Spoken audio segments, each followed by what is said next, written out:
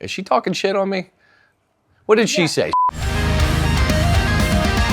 Wir sind hier mit Matt von From Ashes to New.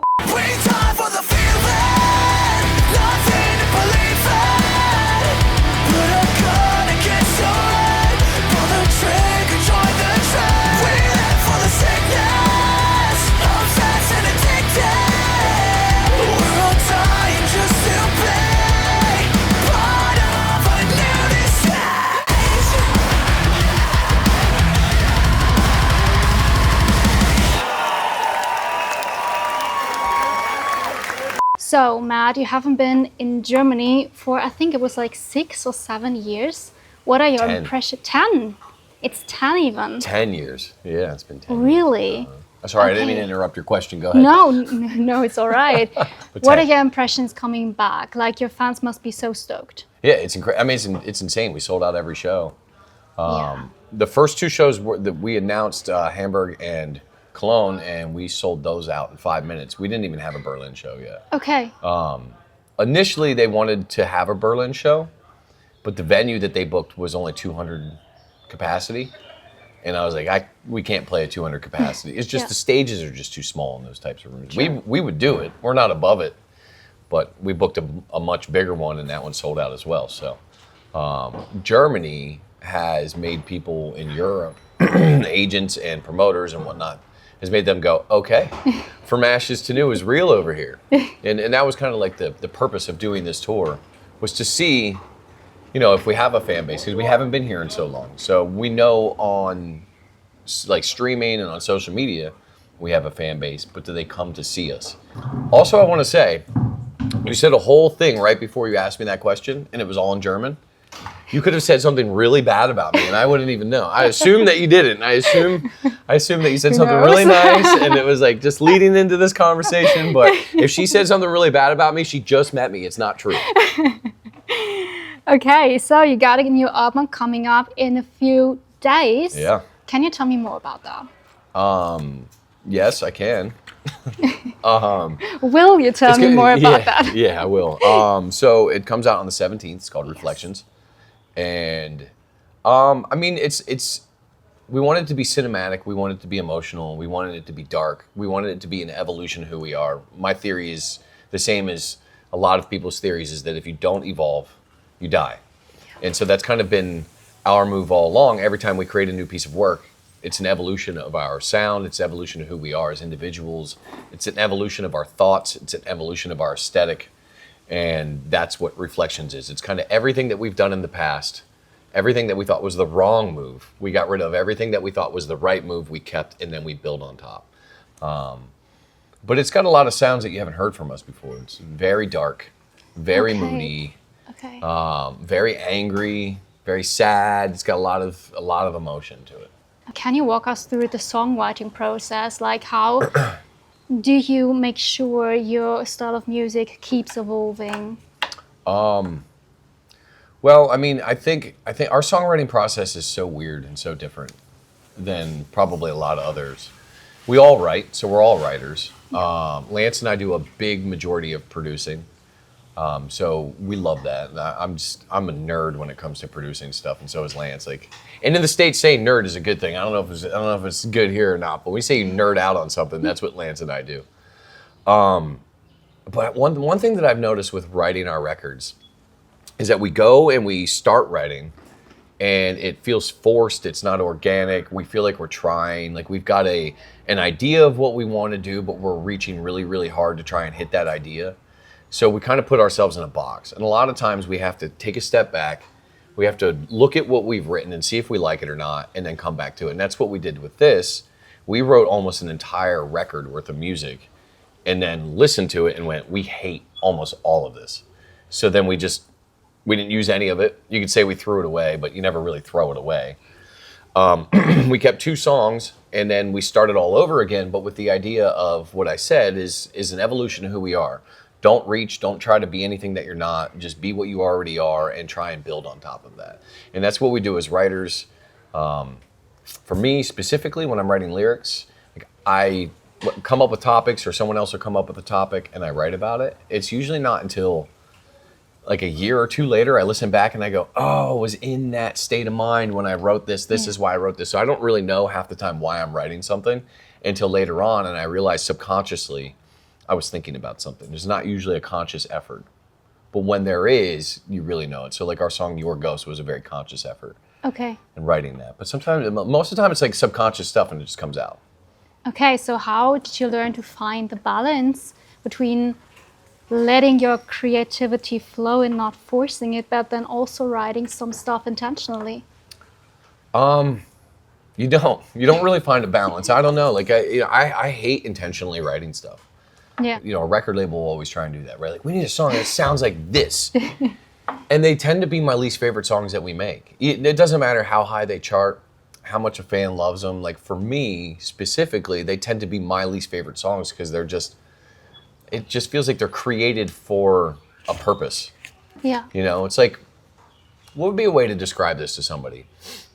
It would be like building a house for somebody else. Like, Okay. you're proud of your work, Yeah. right? You're still proud of it. Yeah. It's cool. But if you were building a house for you, all the love, the attention, the detail, you're building it for you, True. goes into that. And I think that the ones that cut through are the ones that we build for ourselves. And people on a subconscious cellular level connect to those songs, and that's why. So you said before, like, there's a lot of new elements on the new album, and I've been taking a look at the cover art, which I love, by the way. Thank you. But I feel like it has a different vibe to it as well than all your cover arts before that. Yeah.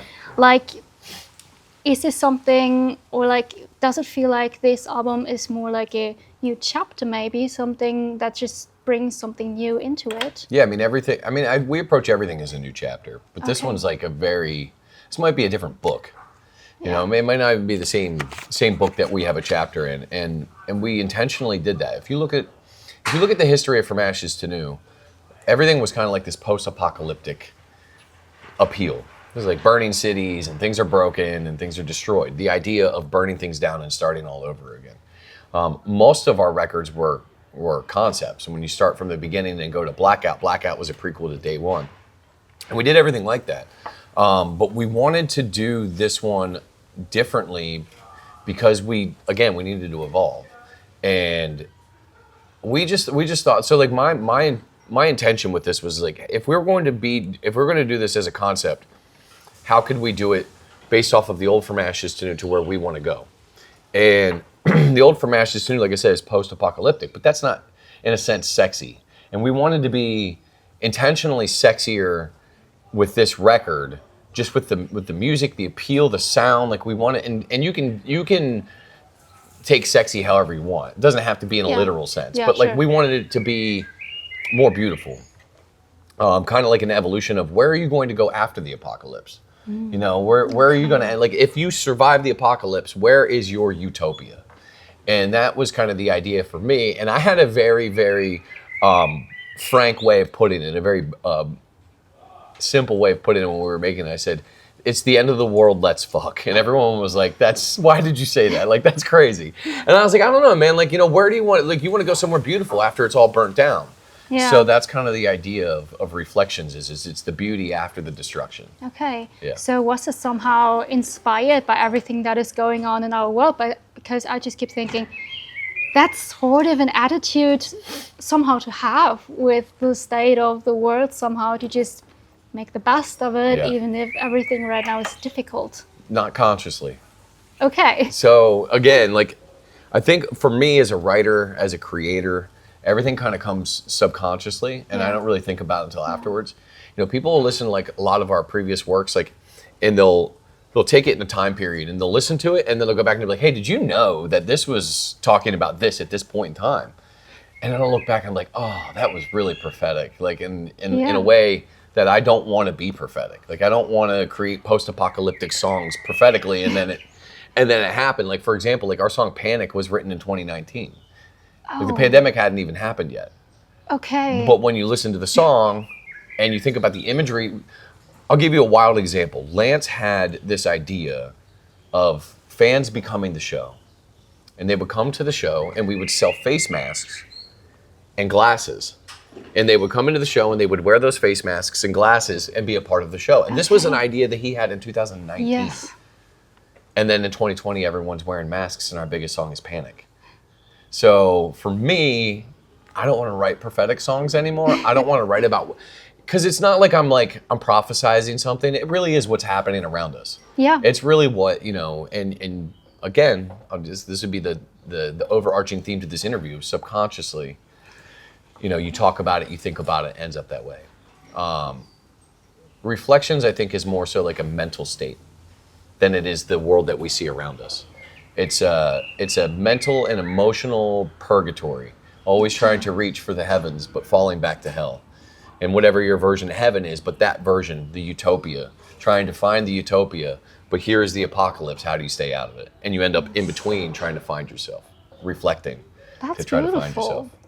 That's very beautiful. Thank you. So is that the theme that will come more to life in the songs that will be released with the album? Because you already released 4 songs, and I kept noticing like you have always had lyrical depth to your songs, but I feel like those songs take it on a new level.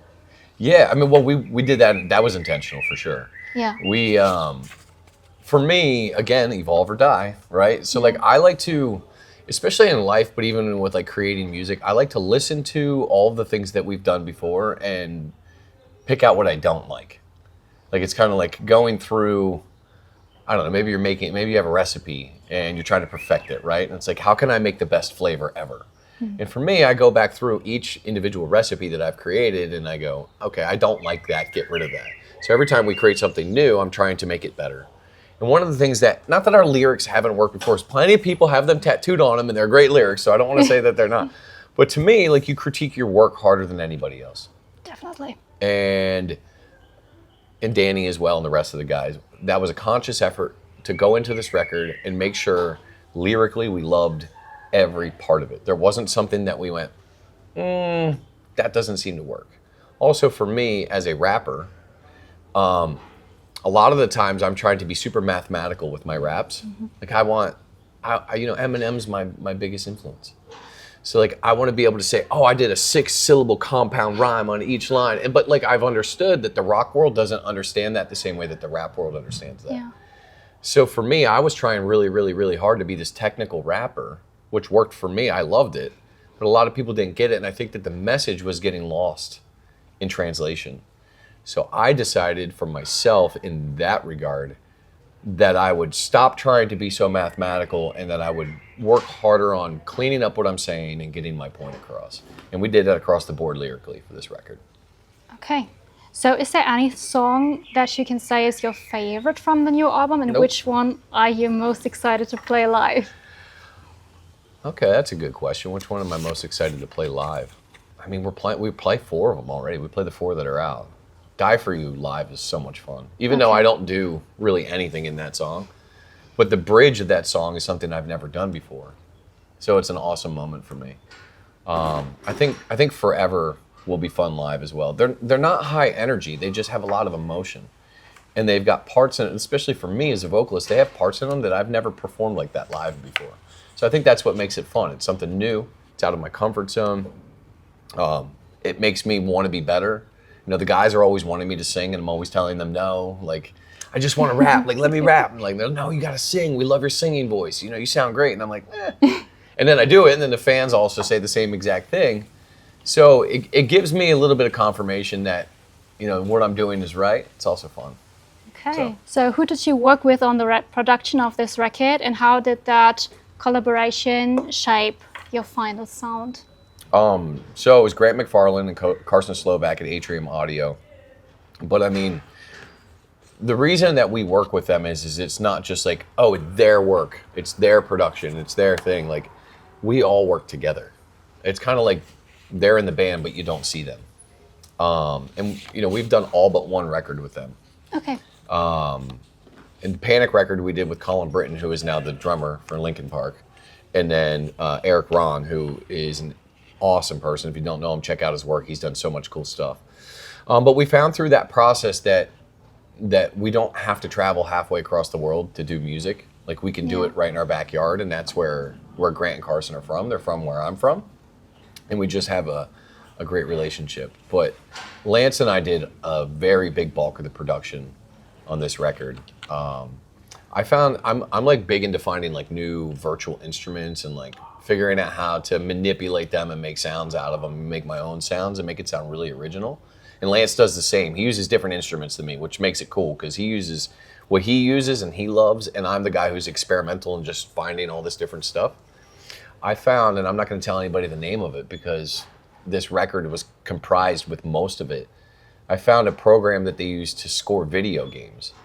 And I used that program in conjunction with some of the stuff that I've used before to create a lot of the sounds for Reflections. So it's got, so like people who play like Call of Duty, or they play, pretty much any first-person shooter. I'm terrible with video games. Lance would be able to tell you this more.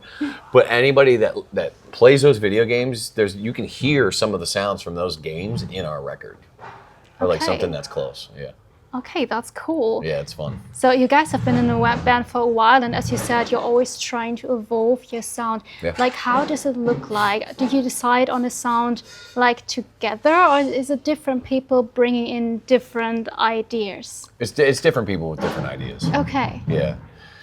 Danny's got like he has a whole different vibe and sound than Lance, and Lance has a whole different vibe and sound than me. We know the product that we want. We know what we're aiming for.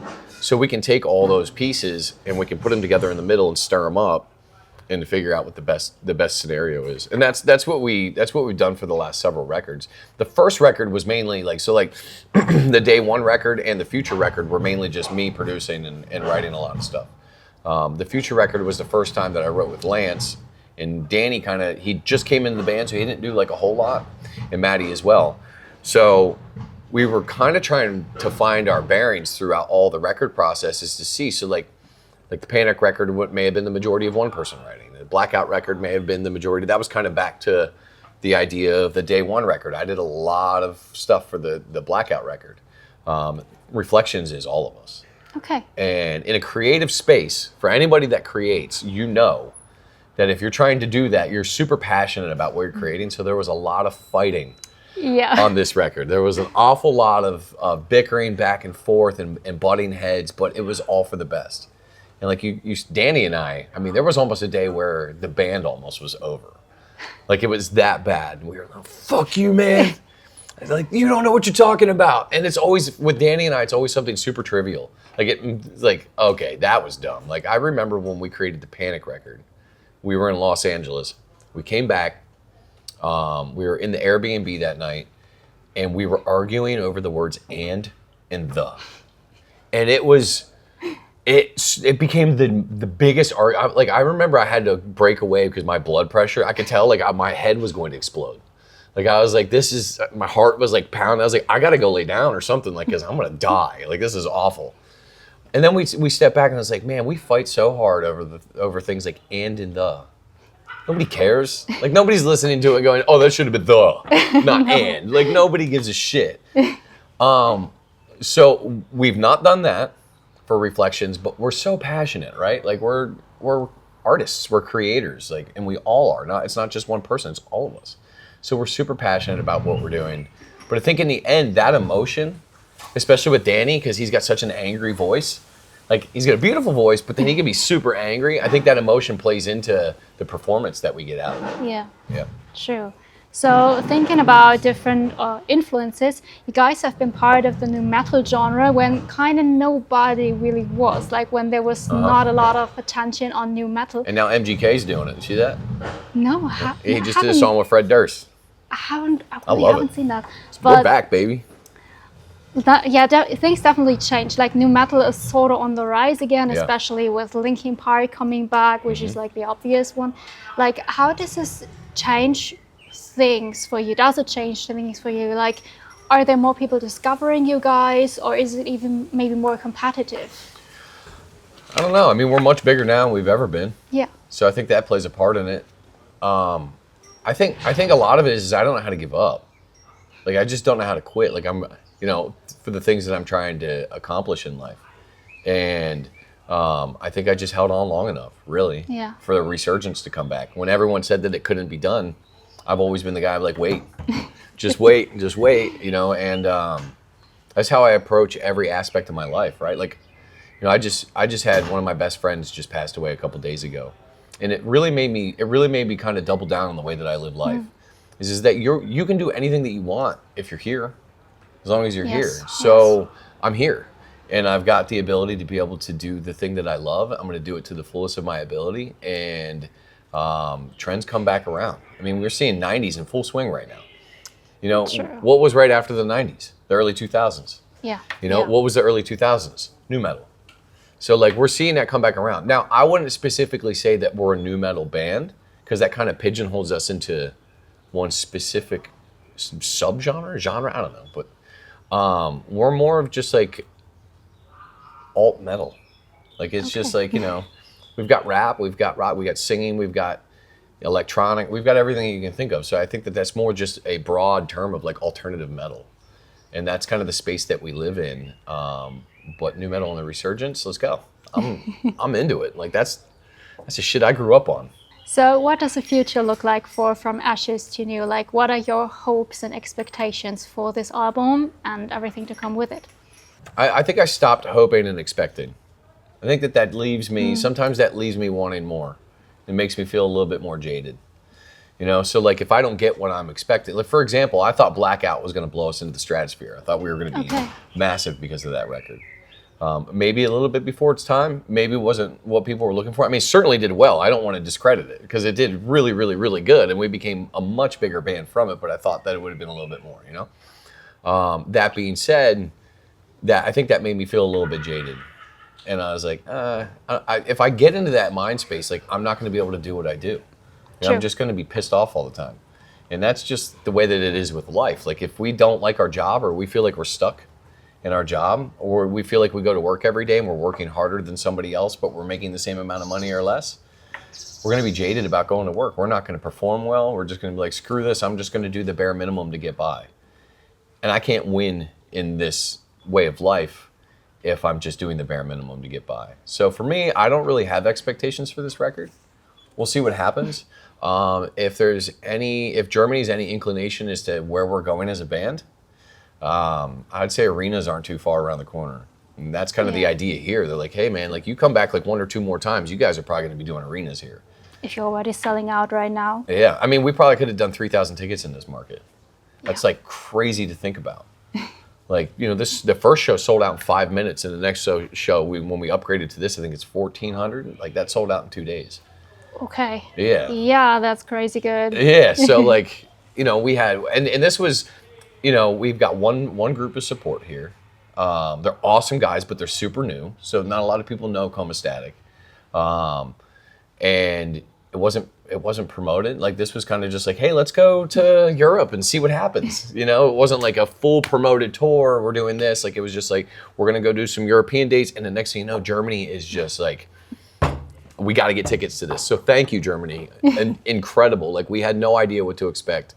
Like I said, they tried to book us in a 200 cap room in Berlin. That would have been a gigantic mistake. So thank you guys. Seriously, this is a dream come true. And the thought that we might come back here in a year and be headlining arenas is just mind blowing to me. That's the dream come true. Yeah, we're so glad to have you here. Last question. If listeners take away one thing from the album, what would you like it to be? That it's genuine. That it is original. I mean, there's more than one thing. It's kind of, you can't really paint one broad stroke across it and what I would want people to take away from it. I want them to think and know, not think, know, that it was genuinely from our hearts. Like we created that for us from our hearts to not try and be anything else but who we are. I also want them to know that it's, you know, what they hear in it is who we are, and that we mean it, that it's serious, and that it's our evolution, and it's not the last evolution. Who knows what's next? Okay, well, thank you so much for your time. Thank you. Als Reminder für euch, Reflections kommt am 17. April raus und ich würde an eurer Stelle wirklich mal reinhören. Danke fürs Einschalten. Is she talking shit on me? What did she say? She say nice things? I have no idea what she said. Oh, by the way, one last thing. Your coffee here is what we would call gasoline. Like, this is strong. I love it. Typically, I have to drink about 5 of these. I only need 1. So Germany, coffee, beautiful. Beautiful country, beautiful coffee, beautiful people. Lots of tickets sold. I love it. Thank you, guys.